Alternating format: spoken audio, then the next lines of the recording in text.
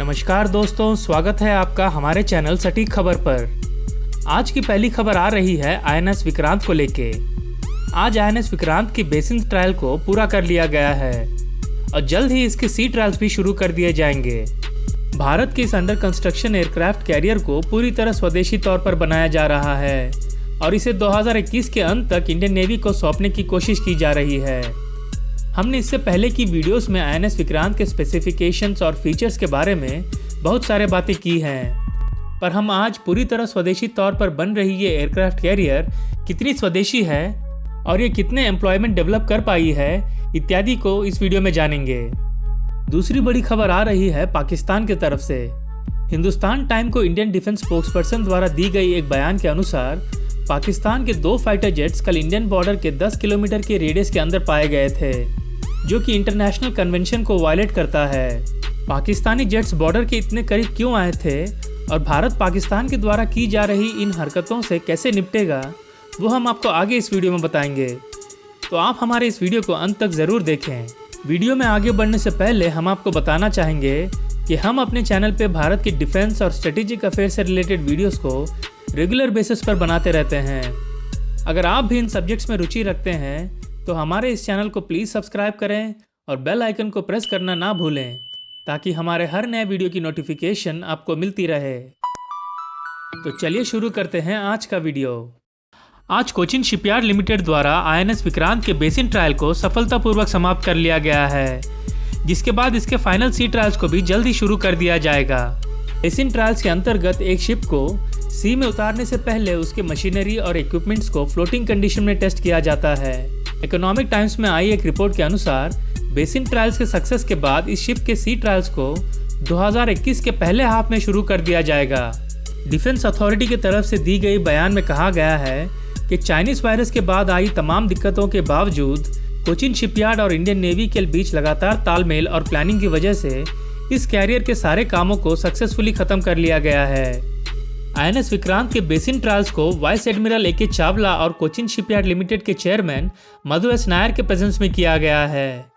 Basin trial के अंतर्गत इस शिप में तैनात चारों gas turbines, main gear boxes, shafting और कंट्रोलेबल पिच प्रोपेलर को पूरी तरह से टेस्ट किया गया है और साथ ही में मेन इंटीग्रेटेड कंट्रोल सिस्टम को भी टेस्ट किया गया है। आईएनएस विक्रांत के प्रोजेक्ट को आत्मनिर्भर भारत की ओर एक बड़ा कदम माना जा सकता है, क्योंकि इसमें इस्तेमाल की गए लगभग 75% इक्विपमेंट्स को स्वदेशी तौर पर बनाया गया है। रिपोर्ट्स के अनुसार इस प्रोजेक्ट में 50 से भी ज़्यादा इंडियन मैन्युफैक्चरर सीधे तौर पर इन्वॉल्व थे और आगे ये भी कहा जा रहा है कि इस प्रोजेक्ट की वजह से 2000 लोगों को डायरेक्ट तौर पर और 40,000 लोगों को इनडायरेक्ट तौर पर रोजगार मिला है। इसके अलावा कुछ रिपोर्ट के अनुसार 20,000 करोड़ रुपए की इस प्रोजेक्ट में लगभग 80 से 85% कॉस्ट जो है वो फिर से इंडियन इकोनॉमी में वापस लौट के आया है।